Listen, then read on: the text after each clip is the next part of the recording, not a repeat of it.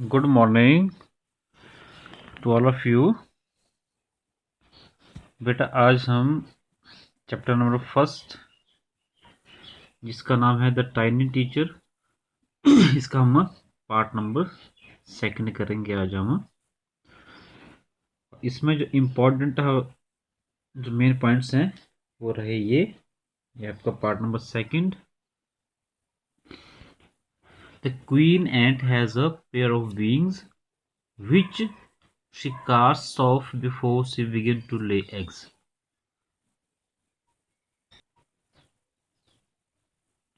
Second, eggs hatch and become grubs। Grubs change into cocoons and the cocoons break to bring forth complete ant। Egg जब hatch होते हैं तो grubs बनेंगे, grubs से बनेगा cocoons और कोकून से बनेगा कंप्लीट एंट बनती है। ये ध्यान रखना, ठीक है। And third one is the life of an ordinary ant is in the ant hill is a book which many of us seldom open।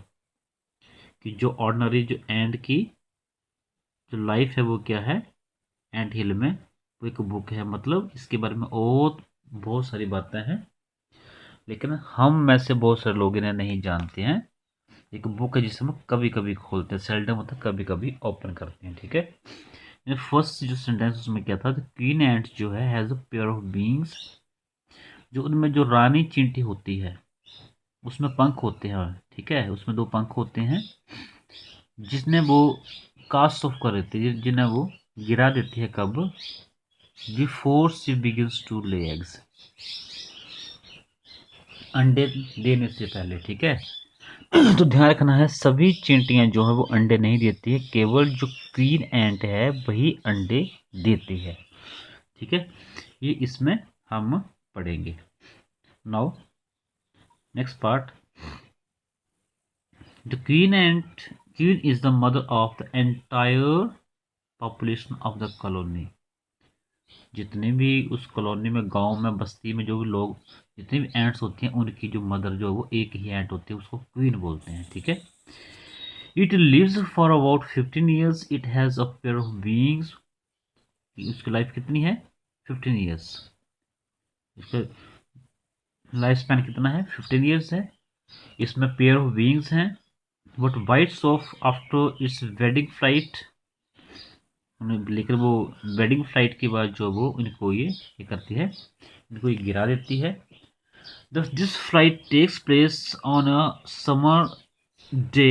The queen leaves the nest and goes out to meet a male ant or drawn high up in the air।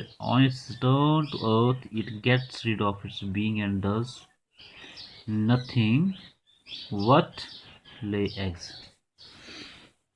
जो air में जाके ये अपने जो male and से ये drone से meet करती है, ड्रोन होता है जो मेल होता है, ठीक है, उससे मीट करेगी। लेकिन जब वो रिटर्न टू द अर्थ, जब ये धरती वापस आती है, ये अपने विंग्स को क्या करती है, उनको वो गिरा देती है, कुछ नहीं करती है। एंड देन डज नथिंग मतलब कुछ नहीं करती है, व्हाट ले एग्स, केवल अंडे देती है, ठीक है। नेक्स्ट पार्ट आपको मैंने बता दिया है, जब अंडे फूटते हैं तो उसमें ग्रब्स निकलता है। ग्रब्स के बाद क्या बनता है, जो यहाँ पर आपको, हाँ, इससे पहले गर्भ से बनते हैं कोकून्स, ठीक है। और कोकून्स के बाद जो है वो क्या बनेगा, कोकून्स के बाद आपका बनेगा एक वो कंप्लीट एंट बनती है, ठीक है।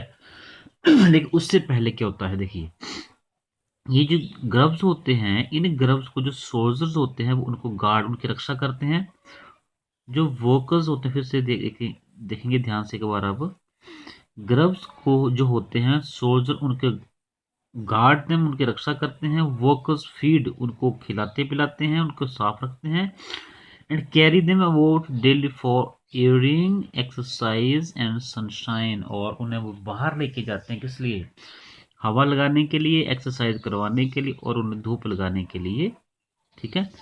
After 2 or 3 weeks later, later मतलब बाद में 2-3 वीक्स के बाद ये जो ग्रब्स होते हैं ये क्या बनते हैं, ये कोकून्स बन जाते हैं, ठीक है। और अभी तो कुछ खाते नहीं हैं ये, और ये कोकून्स होते हैं दैट लाइव विदाउट फूड, ये बिना खाने से रहते हैं, एक्टिविटी से रहते हैं फॉर 3 वीक्स मोर, और 5 वीक्स तक जो है वो, मतलब एक बात ध्यान रखनी है कि जो अंडे फूटने के बाद क्या बनता है, ग्रब्स बनता है, ग्रब्स के बाद कोकून बनता है, कोकून के बाद बनती है कंप्लीट एंट। तो एंट को जो कंप्लीट एंट बनने के लिए कितना समय लगता है, लगभग 5 to 6 वीक्स लगते हैं, मतलब 1 महीना लग जाता है, मोर देन 1 मंथ, 1 महीने से ज़्यादा समय लगता है चींटियों को जो अंडों से एक कंप्लीट एंट बनने के लिए लगभग 5 to 6 वीक्स लगते हैं, ठीक है, ये ध्यान रखना है। नेक्स्ट जो शॉर्ट में करते हैं, इसका जो लास्ट पार्ट जो उसका जो है, थोड़ा सेकंड लास्ट पार्ट जो है अब इस एंट हिल में कौन कौन रहता है। An ant hill is a home not only for ants but also for other creature, beetles, lesser breeds of ants and green fly. इसमें बीटल्स रहते हैं, इसमें lesser breeds of the ants रहती हैं, और भी अन्य किस्मों के इसमें एंट्स रहती हैं, इसमें ग्रीन फ्लाई रहती है। Why do ants want these alien creatures to live in their nests? ये इन एलियन जो बाहरी जो जीवों को क्यों रहने देती है अपने साथ, फॉर सेवरल रीजंस, किस लिए, फॉर द प्लेजेंट स्मेल के लिए, first some gives off smell pleasant to the and sense, other gives भी स्वीट जूसेस को स्वीट जूस देते हैं, and some are just pets as play thing like cats and dogs to human beings. और कुछ वो खेलने के लिए, गेम्स खेलने के लिए जो कुछ जीव जो है, तो एंट हिल्स में कुछ अदर जो क्रिएचर होते हैं उनमें प्लेजेंट स्मेल आती है, बड़ी खुशबू सी आती है। कुछ कुछ जो अदर जो क्रिएचर होते हैं, कुछ जीव होते हैं, उनसे जूस निकलता है, जैसे हमारा दूध वगैरह होता है, ये अन्य कोई हमारा जूस गन्ने का जूस की तरह उनसे निकलता है, जो अदर जो हमारे क्रिएचर्स होते हैं। थर्ड वन जो कुछ खेलने के काम आते हैं, इसलिए जो एंट्स होती हैं वो अदर क्रिएचर्स को भी, जैसे बीटल्स को, ये आपको मैंने भी बताया, इनको ये अपने नेस्ट में रहने देती हैं, ठीक है। कुछ में से आगे बोल रहा है ये ग्रीन फ्लाई इज एंट्स कव। देखिए आप, जो ये जो ग्रीन फ्लाई है वो क्या एंट्स की कव, क्या कहते हैं ये, the ants train the ants train is to give honey dew. उससे हनी ड्यू निकलता है, उनसे जो वो आपका जो वो मिल्क निकलता है, ठीक है। With a touch of their antenna, जैसे वो एंटीना को टच करते हैं तो ग्रीन फ्लाई की करती है ये, उनसे हनी ड्यू निकलता है, शहद की बूंदा निकलती हैं, और वो या दूध निकलता है, ठीक है। They milk it just as we milk the cow, ठीक, क्लियर हो गया। And last one is very important, that the moral of the chapter is that have human learned as much as and have, perhaps they have, what they haven't put their learning to good use। क्या जितना ants करती हैं, क्या आदमी ने उतना सीखा हुआ, ये शायद आदमी ने उतना सीखा हुआ, लेकिन आदमी जो वो अपना एजुकेशन का वो यूज नहीं करता है। Haven't put there learning to good use, good use में यूज नहीं करता है आदमी। ये ध्यान रखना कि हम अच्छी बातों को कभी भी यूज में नहीं लेकर आते हैं, सब कुछ हमें पता होता है लेकिन हम अच्छी बातों को यूज में नहीं लेकर आते हैं, ठीक है। We may still learn a few things from this tiny teacher.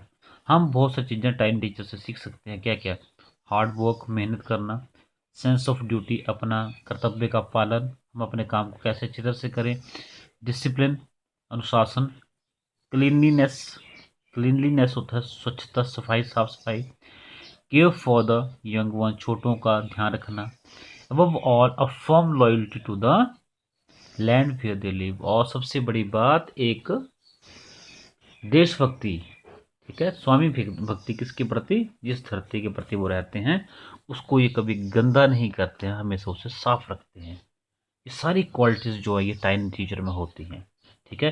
तो ये कोई कहानी नहीं है, ये रियलिटी है उस जो एंट्स के वर्ल्ड के बारे में, ठीक है। तो we must learn and knew about these tiny teachers and we must act according.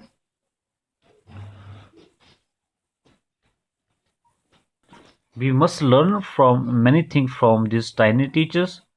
हमें भी इनकी तरह रहना चाहिए, हमें भी बहुत कुछ जो इन टाइनी टीचर से सीखना चाहिए। जैसे ये डिसिप्लिन वे से रहती हैं, हार्ड वर्क करती हैं, वैसे हमें भी इस साफ सफाई से रहती हैं, डिसिप्लिन वे से रहती हैं, वैसे हमें भी रहना चाहिए। ठीक है बेटे, आज के लिए यहीं तक। नेक्स्ट वीडियो में इनके मैं मेन क्वेश्चन आपको जो वो डिस्कस करते हैं। Till then take care and have a great time.